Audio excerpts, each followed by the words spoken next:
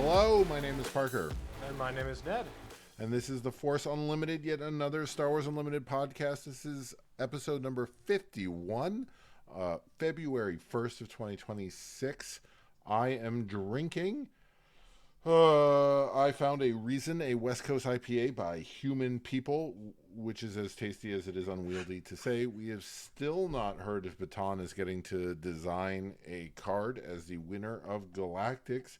And a Lawless Time previews are well underway. A rotation is right on the horizon. We finally got 000 and BT1. We finally got Max Rebo and the Max Rebo band. And then last week during our preview video, after mocking a steady streak of red, yellow villainy cards, we got the Shadow of Stygian, which is probably the card I'm most excited to play in Star Wars. Definitely the non-unit I'm most excited to play in the history of Star Wars Unlimited. It's Shadow of Stygian Prime. Sorry. So much good stuff. Ned, do you want to? We got rotation looming on the horizon. Do you want to talk about all of that, Ned? No, I don't. No, we're not. We're going to talk about something completely different. We are going to talk about the Star Wars Unlimited Color Pie, specifically as it relates to two colors. So still, inspired by current events, but not about current events. Before we get to that, you got to be like 30 degrees off, right? Like, yep, if you're right. in a ship and you're trying to move forward, you got to tack into the wind. Zeitgeist adjacent. Exactly. From Z to A. First, though, as always, we need to talk about the match that we just played. But before that, this is a really good beer, actually, like genuinely really good. So I'm not going to pour it out, but I want to acknowledge the shuttering of the Garbage Rollers website announced yesterday. That is heartbreaking. So they're from the very beginning. Yeah. The how the mighty have fallen. Kids, they get you every single time. I will. Ned, we just played some Star Wars Unlimited, and I didn't have any fun. So why don't you tell us about it? I had fun. I was playing Han 4 Red, and this is the one-drop hyper aggro. Basically, your entire deck is 1s and 3 drops with Poe at the top end, and you're relying on sudden, deploying Han as a pilot and putting sudden ferocity on him, and then you just get to smash in for 1,000,000 points of damage. I was playing against Anakin Data Vault, which is like a hyper-efficient trading machine, but I did not like there. I think there was one unit trade that happened during the entirety of the game, and that was you brutal. running Sabine into the ground vehicle. The Yeah, 1-4 for one ground vehicle. The whole thing was really unpleasant. I didn't have any, and I knew that as soon as we looked at each other's leaders. I was just like, I got up. I got home from a 3-mile hike with my son across town before 9 a.m. this morning. We left before dawn, so I was ready today for us to move quickly. But today we are talking about the color pie. Yes. And something that I think we probably talk about more, a topic that we actually talk about more than the official Star Wars Unlimited devs talk about. I'm a little surprised by that because I feel like the color pie is like the heart of the game. And there's this feedback loop, and Mark Rosewater talks about this on his frequent Making Magic podcast, where he talks about not just like the colors, but also the pairs of colors and the triplets of colors. And he tries, and they have this whole council of colors where they have somebody who's representing each of the colors in the magic color pie to try and advocate and make sure that each color is getting kind of its fair shake. And with Color Pie, the Color Pie is so central to the game because of the way that you have the Color Pie plus hero and villainy acting as like two different lights that are being cast on the same color pie. And so it's really important. No, yeah, exactly, right? Yeah. Like it's this like it's a very small color pie of 4, but there's like 3 layers to it. I think the nuance of the Star Wars Unlimited color pie compared to a lot of some games where it's like not to cast shade, but like Netrunner, which is just colors. Yep. I didn't feel like it was a pie around a circle. A little bit on the runner side, but the corpse side never felt like there was this cohesive system. It was just 4 different factions that each Yep. did what they did, and or something like what's the deck, the Fantasy Flight? I'm completely blanking on it. The Fantasy Flight one where you couldn't deck build, you just bought decks. Keyforge. Keyforge, yes. Like right, like they have these factions, but they're not a color pie. This is, I Right. think, some of the richest color pie we've gotten out of Fantasy Flight ever, and we talk about it a lot. Yeah. And so tonight we're going to talk about it, and kind of with, speaking of a light cast upon it, the light of a lawless time, where we're getting some of these incredibly rich 2 and 3 color, or 2 color and 2 color plus morality Yep. cards. So Ned, set us up. So Why are we doing this? I think kind of the idea here is the colors, because of the way that the color pie is set up, the colors all they have similar kinds of things. Like they all play units. The units all attack other units in the opponent's bases, but mechanically they need to have enough disjoint that they feel separate. And a problem with a lot of color pies is that the like fractions of the color pie don't feel entirely separate. And one of the best ways that you can understand how separate color pies are is you start talking about pairs of colors, and you need to identify, when I have a pair of colors, does it feel mechanically different? Does it give a different gameplay experience than a single color deck? So for example, if I'm playing red and green versus if I'm playing red and blue, does a red and green deck feel different than piloting a red and blue deck, even if they're occupying the same kind of space within the card game ecosystem? They're both aggro decks. They're both mid-range decks. Should a deck of red and green colors, and this can be answered in Star Wars Unlimited or Magic, should a deck of red and green cards feel different than a deck of red-green cards? Yes. Okay. So this is one of the things, is that when you have these overlaps, you get to, when you have if we talk about like disjoint versus overlap, right? A card that, yeah. Well, no, sorry. Yeah, I see what Yeah. you're saying. Okay, yes. You're right. Keep going. Right. So you have green cards that do green things, and you have red cards that do red things. But a red-green card can do either red things or green things, or there are some emergent things that come out of being red and green that are separate from what red can do on its own and are separate from what green can do on its own. Because ideally, you want not only for each of the colors, but each of the overlaps of colors to feel different. And that's like a goal. It doesn't always happen. Right. Right. So, dear listener, before we let Ned get too far into the weeds, and tonight's episode is all about Ned and weeds, but one, we deliver on our brand, dear listener. This is the first of many parts. We have queued this up. We will be covering, you can't eat a pie all at once. I mean, No. you shouldn't, but Ned and I are getting to of an age where that is nothing but regret. So we will Yes. be eating this pie 1 or maybe greedily 2 slices at a time. And 2, I want to kind of highlight one of the geneses of the, speaking of overlaps. Right. I have been accused of committing to a bit in my life and unnecessary pedantry in my life. And the overlap of that pie slice, the emergent properties of that, is not letting go of a tiny offhand reference forever. Oh, 110%. Early on, and during Sparker Rebellion previews, Tyler Parrott said that on a long enough timeline, every color would allow for people were asking about, wait, one of your aspects is called aggression. Does that mean it has to be aggro decks? And they were, he and I believe Josh were backpedaling. I mean, not backpedaling, this was all planned, but Right. basically saying, no, you can be anything.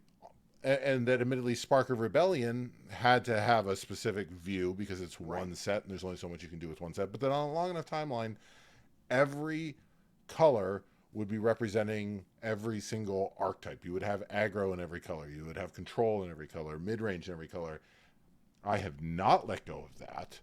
And I think we're getting to a point now where we have rotation looming, and we can start to ask the question of, has this promise been fulfilled? Because I think one complete meta is a fair chance to evaluate, you know, sure, anything's possible on a long enough timeline. The seventh color is possible on a long enough timeline, but one complete meta is enough time to say, are we fulfilling this promise? And so breaking down all of the colors, and specifically in light of A Lawless Time, color pairings allows us to ask, you know, so we're going to dive into that. Ned, what is our first color pairing?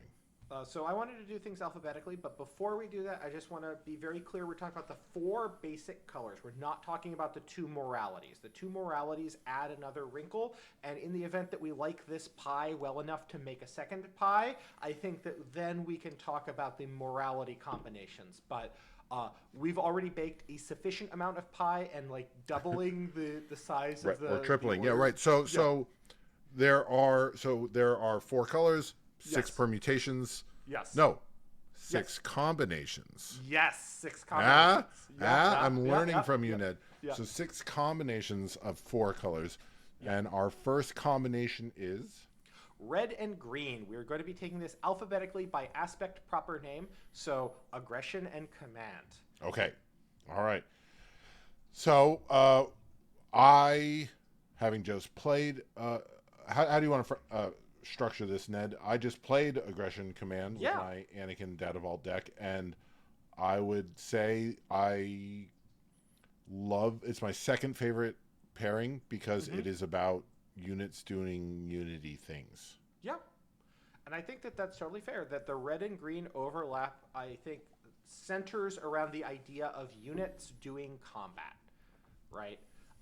So there's an argument to be made that red-green is the purest distillation of Star Wars Unlimited. That if Star Wars Unlimited is a game about putting dudes on a board and turning them sideways into each other, red-green is the zero shenanigans color. I would tend to agree with that. I would say that, like, to the extent that you are playing a red and green deck, so if we look at like that Anakin Data Vault deck as being kind of an emblematic red-green deck, the vast majority of that deck is units, and then the only non-unit cards that you're packing are removal.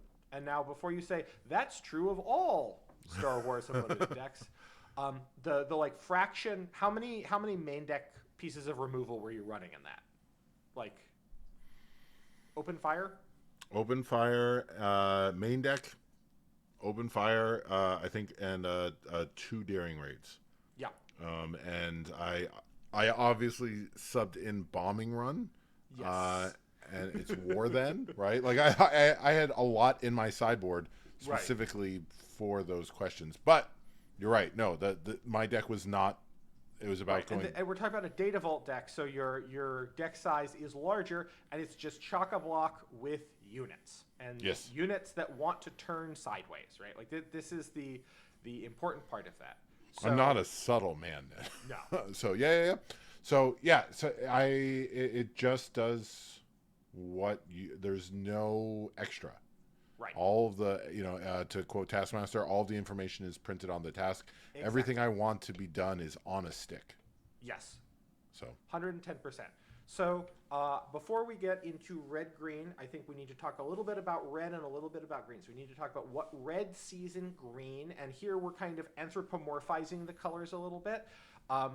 That's fine, I guess, in moderation. Like, red obviously doesn't want anything. It's the designers are making this. But to the extent that the designers are putting on, like, their aggression hats, they're trying to understand, if I am building cards for aggression, what does aggression as an aspect like in command? And what it likes in command, number one, are efficient early game units. So if you look at Gungis, if you look at your, Marines, the 3/3 for 2 Marine. Battlefield Marines, yes. Battlefield Marines. So we've talked at length, I think, about all of the aspects in isolation and what they want.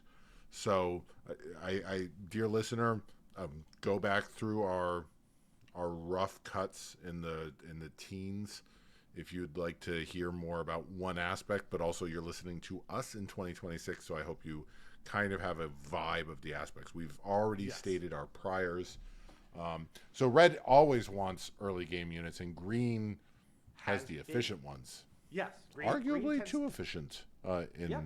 February of 2026. Uh, red likes upgrades in green. So red and green tend to be upgradey colors, upgradey flavored colors. And upgrades are a way to take your existing units and make them do damage faster, right? So if you compare a lightsaber versus a battlefield marine, the lightsaber, if you stick it on a unit, gets to do the damage this turn. It doesn't Right. have to do it next turn, right? Whereas if you play a battlefield marine, that's next turn. So the upgrades are an efficient way to try and get that damage through faster, and aggression is about getting damage through fast. And then red likes the top end in green. This is a little bit contentious, but like the larger green units let you, when your opponent has tried to stabilize their board state, come in and just push through and try and finish things off. I mean, there's an argument to be made. I would assume that that's just red has a bit of a weakness in the top end, and so would also, we're not getting there this episode, but red also would like blue. Yes. Blue's top end. So red Yep. really just likes a top end, and most colors have a better top end than red. Right, like the red up into mid-range units here, I'm thinking about like Poe and Wrecker. Those are very efficient, but once you get to the very tippy top of top ends, if you're comparing like, I don't know, Fulminatrix. We have a couple great red Yeah. Star Destroyers, but that's Yes. about it. Right, and those are not well statted. They're there for the direct damage. Most of the red Yep. Star Destroyers. Yep. So Yep. that's what red sees in green, what aggression is seeing in command. So then if we flip it, what does command see in aggression? Direct damage, I think, is one of the big ones, is that it lets you get rid of annoying units for relatively inexpensive. Red removal is typically budget priced, because it's only capable of dealing with small things, but frequently that's all you need, right? Like if you think about your Anakin deck, Bombing Run was the way to deal with my horde of annoying space units, right? Daring Raid, Open Fire, these are efficient ways to get rid of units that you can't attack for whatever reason that you normally would like to be able to attack them. Red has card draw. Card draw, because of green's kind of longer game focus, where you're trying to build to your beef, sometimes you end up with not as many cards in hand as you would like, and having that card draw, particularly when you get into like the late game mid-range slugging matches, lets you have more beef than your opponent does. And then finally the early... Wait. Ned, yes. I want to say, you and I have joked about a Force Unlimited merch store. Mm-hmm. You in the notes here have written more cards, more beef. Yes. And that's my shirt right there. Like, it works on so many levels. Yeah. I just want Star Wars Unlimited logo, more cards, more beef. Force Unlimited logo on the front. Yep. Star Wars Unlimited logo on the back. More cards, more beef. That's my new mantra for the rest for the next 4 months until we get something better. That's all I want out of cards. More cards, more beef. We're good. Yep. Anyways, third thing that early plays. So green sometimes can struggle about having the ability to hold down the ground early so it doesn't die. Again, like they do have efficient units, but if you think about a rampy focused deck, typically your early plays tend to be more red and your late plays tend to be more green. It's not universally true. Like you're playing Battlefield Marine, you're playing Gungi, but I think that I respect that. In an idealized universe, you're leaning a little more red early to try and get those like efficient. Well, efficient is the wrong word, but like effective early things to make sure you don't lose. Okay. Yeah, I'll accept it. Yeah. My instinct was I don't buy it, but I totally buy it. Okay. I mean, I think that this is an idealized version. I think that when we start getting down to actual decks as they are played, this is maybe less true than it ought to be. But I mean, a lot of actual decks that you're going to be referencing, for example, are incredibly tuned constructed decks. Yes. And the color pie exists across all aspects of Star Wars Unlimited. So what does a limited red-green deck, look for in each other, et cetera, et cetera, et cetera. So, okay, continue. So these are the things that the two aspects like in each other, is that aggression likes the things that we talked about in command, and command likes the things that we talked about in aggression. But there's always tensions. The aspects are not the same, and if there wasn't a tension, then the color pie is poorly defined, that the pieces of pie are leaking into each other. So the tension that I see between command and aggression is command has a very kind of setup, payoff mode. This isn't always a mode that you see in command decks, but in like rampy command decks, or in command decks that are trying to do some other kind of like setup payoff thing. It's a welcome to value town color. Right. And that is slow. That is, you are delaying things now so that in the future you can have more. Right? Whereas aggression is very much about doing it now. Aggression is about, I am willing to trade the future off for the present, because if I can win the present, then the future doesn't matter, right?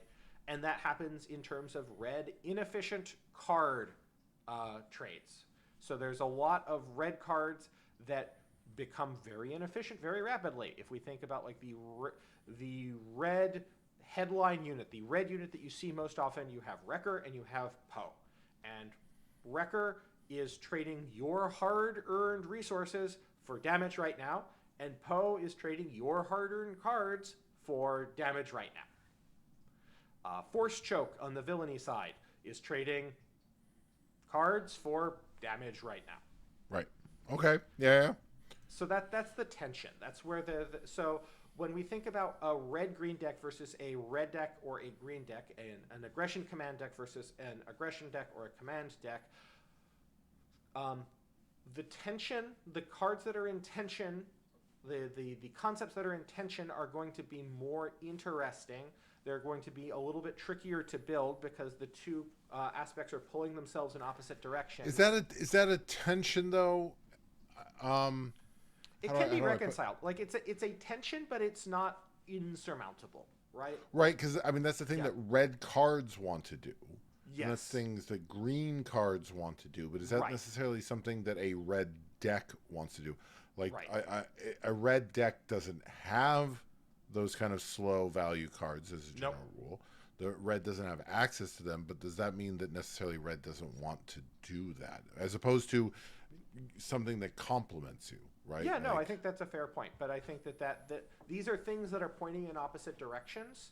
And so when you are building a deck, you need to be aware of this kind of tension between the two parts of these aspects. Okay. So then that brings us to the shared keyword. So I've noticed that the French vanilla, love it, have specifically one keyword that is shared between every color pair that is very common. And this is of keywords that were debuted in Spark of Rebellion.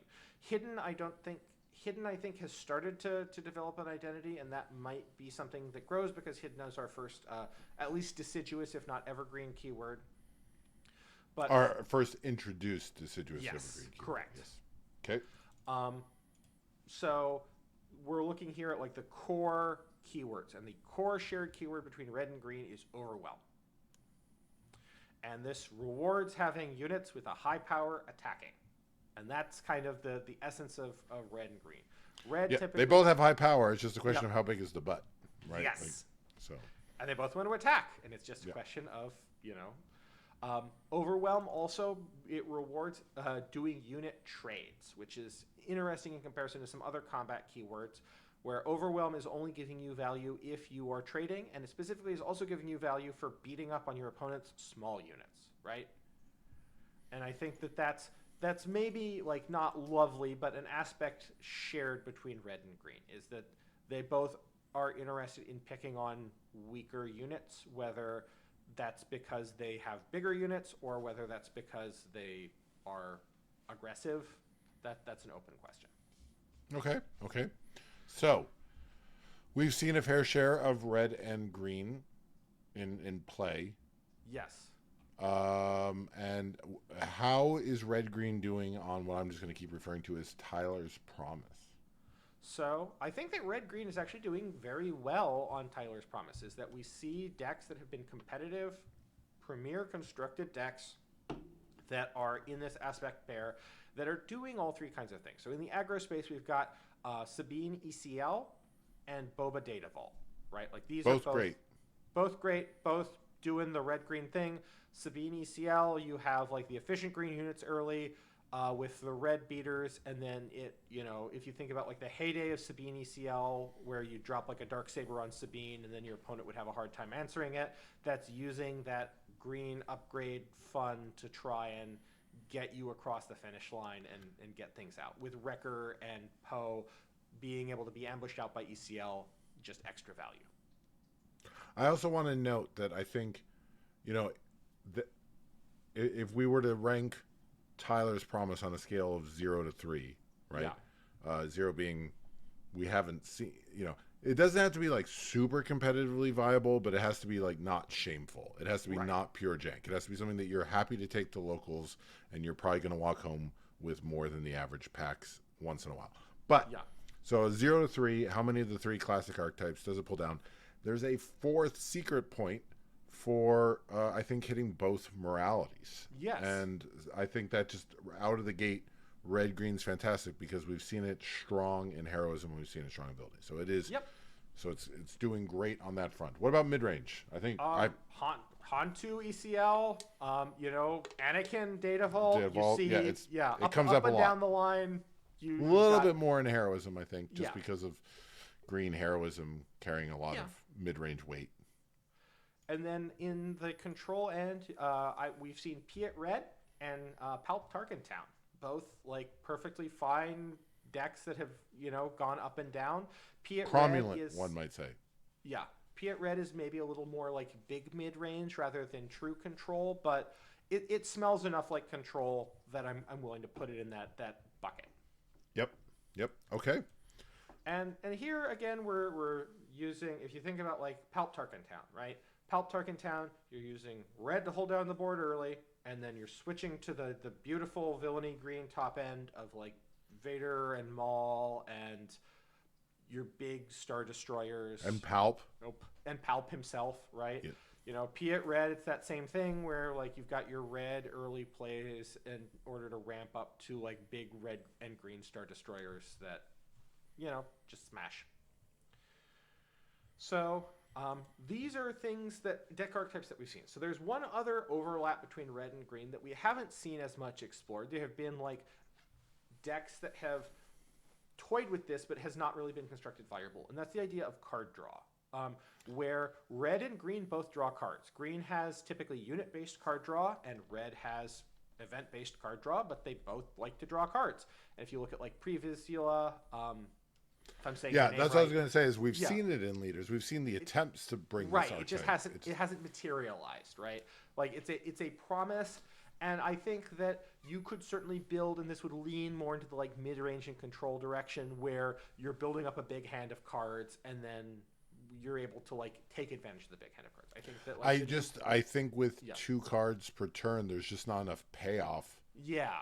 So you have 12 cards in your hand, and I mean that's what the deck is wanting, right? Like you were still limited on resources, and maybe like the new Vader is going to be able to make that into like a viable going concern. They seem to be not leaning in like a red-green direction with that, at least initially, which is interesting. But like there's a lot of different considerations when you're building sets, and so sometimes these kinds of overlaps don't always show up. I would also say that the green card draw has tended not to be that amazing, right? Like it's been a long time since I've seen people throwing down the V-Wing that draws you a card when it enters play, and even like Palp trading off units and drawing a card is typically like gravy rather than the core I'm mechanic. Deliberately destroying my own units to draw cards. Most of the time you're trying to destroy your units to do damage and not trying to destroy your units to draw cards.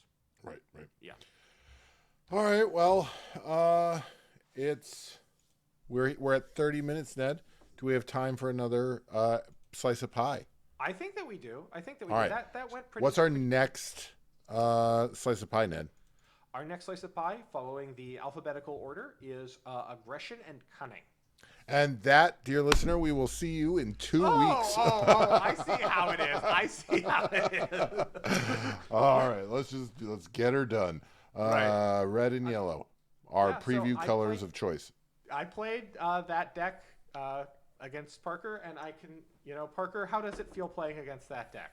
I hate red and yellow. I mean, Yeah. it's not fun. It is the colors of, like they're unified again.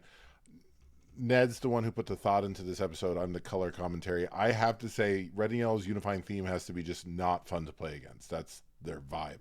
Yeah. So I don't put think that that's wrong. as tempo, right? So like the idea is that it's not fun to play against because typically you can't. It's trying to put you in a position where you can't do anything, and typically what it's doing is it's taking advantage of Red's aggression's aggression, like aggressive plays, combined with Cunning's ability to put your opponent on the back foot. And then that combination means that you're slowing your opponent down while you're speeding yourself up, and you're able to take games with that combination. This kind of tempo where you're trading cards for time, right? Like the Han deck that I played, and we'll get into this when we get into decks. You're playing a bunch of poopers, right? A bunch of just real garbage units, but they're cheap, and you have the ability to, with aggression, like get them across the finish line. So, going back to what the colors like in each other. Aggression. What is the aggression like in cunning? Ambush, I think, is a really big one. Is the ability to like develop a body and remove something on your opponent's side is something that red really likes. And now green also has ambush, and you see that, but the green ambush tends to be like bigger, slower, whereas the yellow ambush tends to be, kill a guy, leave behind a small body. But that's fine because you killed a guy and you're moving things forward. Slowing your opponent down. If you slow your opponent down, that's the same as speeding yourself up, right? So if you play a unit on your resource 2 turn and then you waylay their unit on the resource 3 turn, you've gotten a chance to attack with your unit. Your opponent has gotten a chance to attack with their unit, and if they developed an upgrade on their unit or otherwise were stalled, well, boy howdy, you get several turns of kicking them without them being able to stop you. Yes. And that's, frequently a negative play experience. But no, I mean, to be fair, not Yeah. like a true like capital NPE. Like it is the healthy lowercase NPE of just like there has to be something to keep you in check from being greedy. And Yes. I just get cranky because I am a very greedy player. So You've got super solid early plays. Like there's been a lot of very aggressively statted yellow 1-drops for whatever reason that I find interesting. But you've got like Greedo, you've got Cartel Spacer, you've got just this murderer's row of aggressively statted yellow 1 and 2 drops that are great for red. Red loves them. right, yep, yeah. I think there's a reason why red yellow is. Well, we'll get to it when we get to decks, but has often dominated that kind of like aggro because Yes, yellow has a extremely surprising number of poopers. Yes, the extremely low to the ground, hyper aggro kind of list. And then resource ready is like ramp, but it's cheaper, right? Like if you're readying resources, you get to throw more of your hand into play. And so if you're able to throw more of your hand into play, you're going faster. And you don't need the high resources. Who needs 6-7 resources? If I can spend 3 resources twice, that's perfectly fine if I'm in red and yellow. You can do that faster, right? Like Yep. you don't need to get to 6. You can do that on 3. Yep. What So yellow likes in red, Ned? Cunning likes in aggression. Direct damage, I think this is going to be a recurrent theme in things that colors like in aggression, because aggression has the direct damage, and the direct damage is needed in order to get rid of opponents' units that you can't trade efficiently into, right? Like the way that Star Wars Unlimited is built, there's not really a burn deck. You cannot win with to date, there is not really a way to win with no units, period. Or very few units, right? In a classical kind of a burn style. But the direct damage is there to help get you across the finish line. It's there to help you get rid of your opponent's units that you're doing poorly with. That card draw idea, red also draws cards, and so being able to reload your hand is important. We see a lot less of this, but I think that this is an idea that has promise but hasn't really developed, of the yellow and red inefficiency with red kind of refilling the hand. I would be interested to see where this goes, but this is more theoretical than actual. And then early plays. I think what you said about getting the yellow-red combination is the color combination. So this is almost something your they just opponent like over. in each other. Yes, Right. kicking them in. You push your opponent over. You trip them, throw sand in their eye, and then you kick them when they're down. Right? Like that's the So red how way. may I ask? Is there a distinction between super? I mean, they both like early plays in each Yes. other. Yes. So okay. Yeah. Yep. This is shared, and this is something where maybe red and yellow have a little bit more overlap. I would be interested in. Well, so for example, you've highlighted the shared keywords, but I think there's also a lot of just like shared mechanical effects that we could revisit one day of things that aren't necessarily keywords. But so for example, both yellow and red they're the colors of a very eager early plays. Yes. Yeah. So, okay. So that's what they like in each other. So then we move on to the tensions, the things that are maybe not as together. And this is yellow has a lot of like tricky hoop jumping tricks, and red is aggression is not really like about that. Is that cunning loves to do, if you compare like open fire to what was the yellow card where you like flip cards over until you hit a certain number and you can stop at any time, and if you get it right you get to deal that much damage. Oh yeah, the luck one. Yeah. I don't remember because nobody played it. Yeah, but yellow has a lot of like very maybe too clever ways to do things, and aggression as opposed to cunning tends to be much more simplistic. It tends to like, Don't get cocky. Don't get cocky, thank you. Red effects tend to do what they say and say what they do.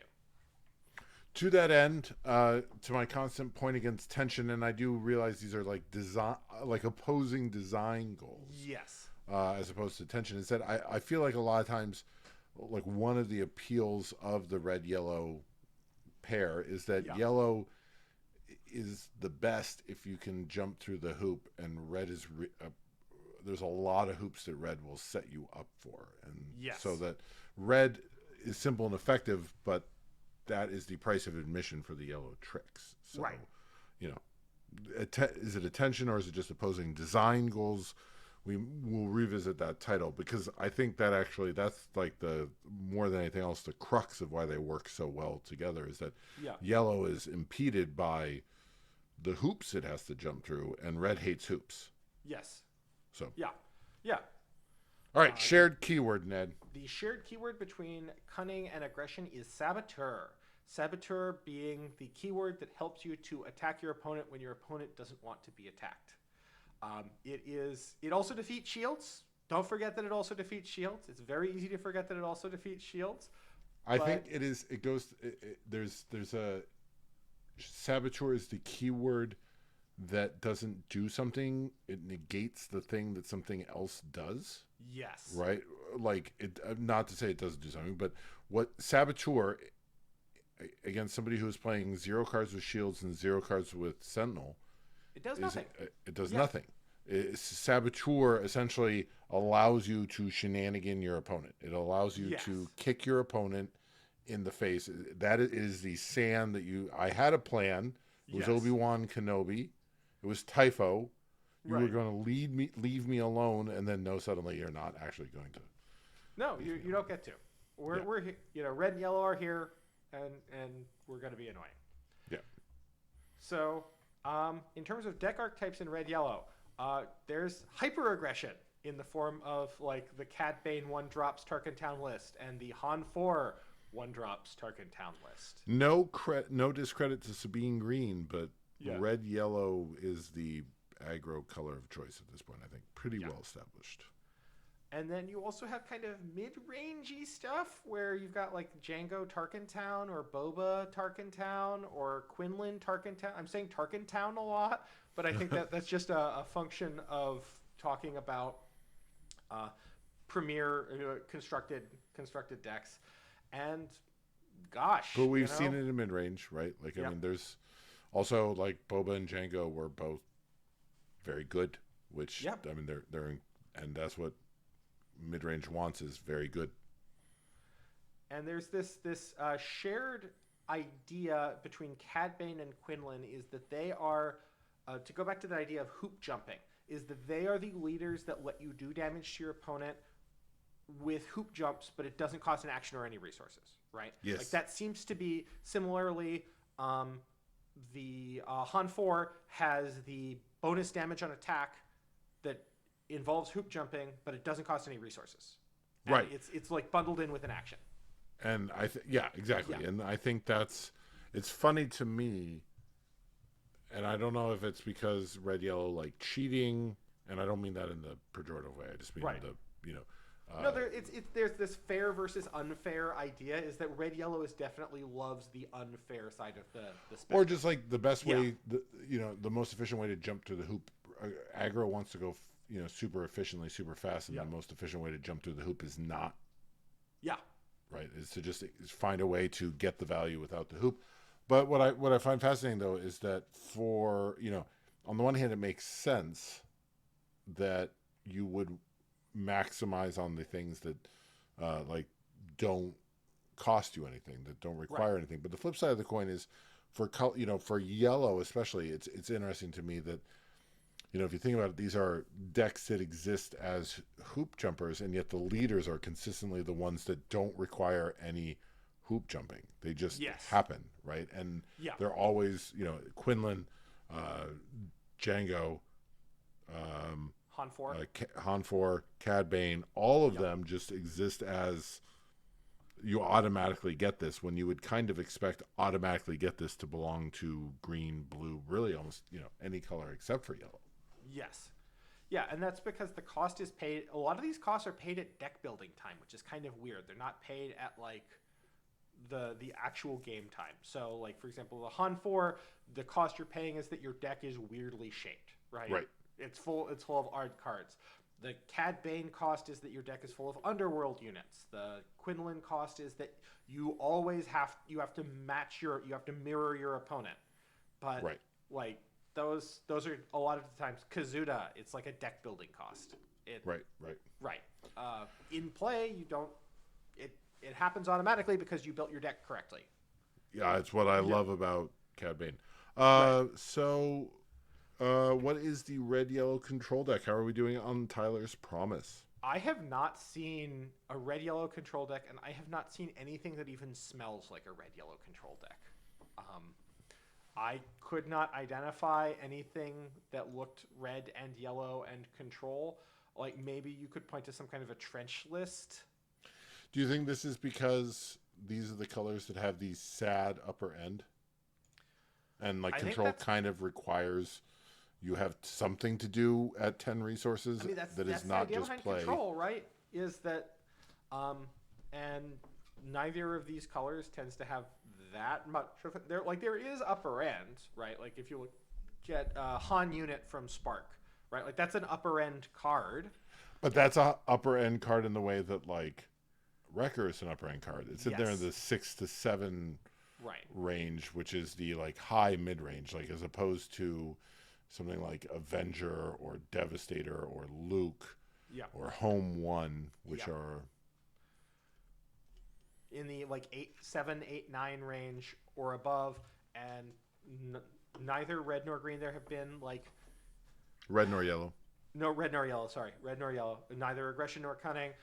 You haven't really seen that much playable, extremely high cost cards out of them, and I think that's because there's that overlap about like trying to cheat in the like cheating out.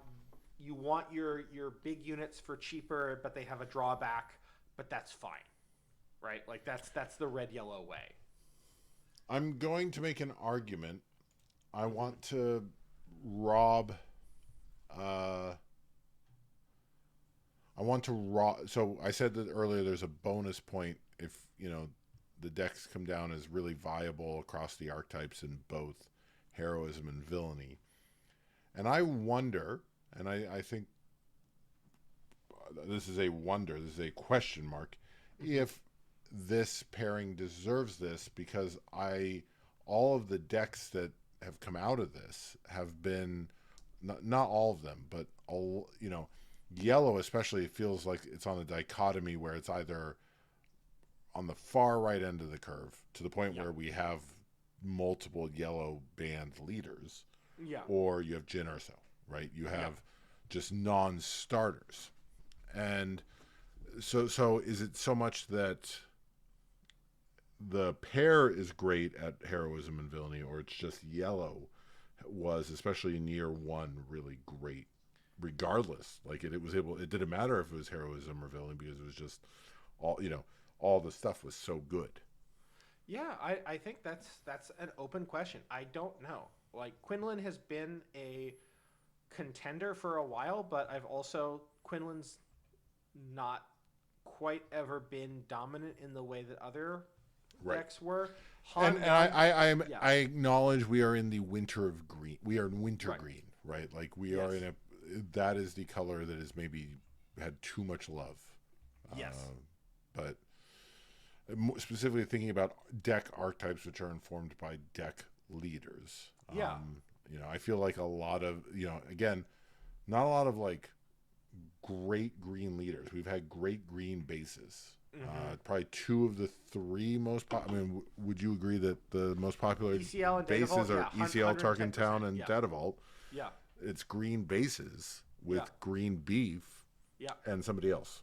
Yep. So, whereas yellow, it's just, we see yellow paired well. I mean, Boba was in all three colors, right? Yes. So. But Han won all three colors. Han won all three colors. All four colors, but yeah. Yeah, actually, no, double yellow until they took out DJ. Yeah, no, exactly. So, well, rotation. We've brought it all the way back to the Zeitgeist. Here comes March. So there is one thing that I do want to talk about, and that is a thing that was hinted at that I have not really seen in red and yellow. So one of the overlaps between red and yellow is who hinted, Ned? Who hinted? I'm hinting now. I'm hinting in the same way that like loudly announcing a thing is the same as hinting, but both yellow and red have discard. Like yellow has targeted discard and red has non-targeted discard, but you haven't really seen a hand attack style of deck.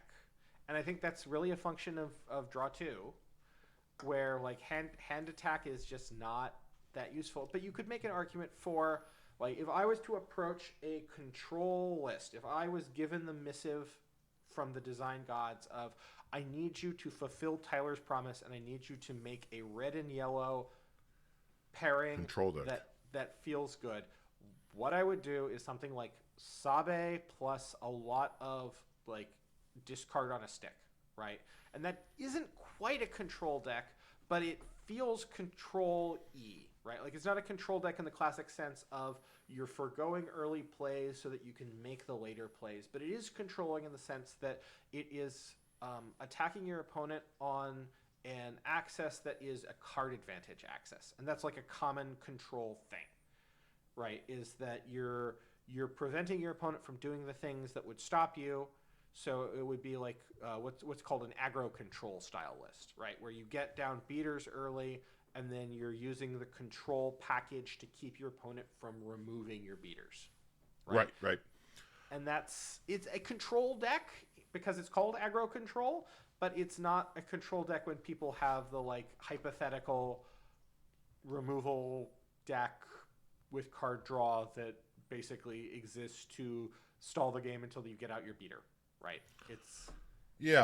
I'm interested to get to our third slice of pie because we have now, you have given us two slices where there's a non-keyword overlapping mechanic. Yes. For red green for aggression command, it was draw, Yep. and for aggression, cunning, red, yellow, it was discard. Yes. That are both unfulfilled but also hand manipulation. And so Yes. then I'm very curious to get to a third slice of pie where we can ask, is there this weird overlapping mechanic where both things do it, and yet that archetype has not materialized as a deck, or is it just that hand manipulation, your own or your opponent's, has not materialized as a deck? But I am full, Ned. I do not want any more pie. Not even a wafer thin mint? No.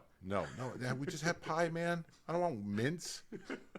What twisted Thanksgiving do you go to? Okay, Ned, I think that was a banger of an episode. Do you Heck yeah. have any final thoughts? Parker, what's your favorite pie? I'm an apple guy myself. I know that's kind of boring, but I'm not traditionally a pie man, so I'm going to say Hostess. Hostess. Oh, okay. The pie in your pocket, the Yeah. chocolate, the apple. I like a good apple pie. I like a good, like a chocolate chiffon. And once a year, I like a Costco pumpkin pie. By the time I get pretty aggressive with it, and the whipped cream, I go hard. It's like, the 16, 18 inches of Costco pumpkin pie. Mm-hmm. And then I'm good for 12 months, and I want no more pie. And tonight, dear listener, we have no more pie. I thought you would pivot and say a pizza pie. I should have. That's incredible. I do love that. Dear listener, this is episode 51, February 1st. We're probably saying Happy Valentine's Day. We hope you have a wonderful Valentine's Day, and we will see you sometime after Valentine's Day. Stop spending money on packs and start spending it on the beautiful people that you love. Absolutely.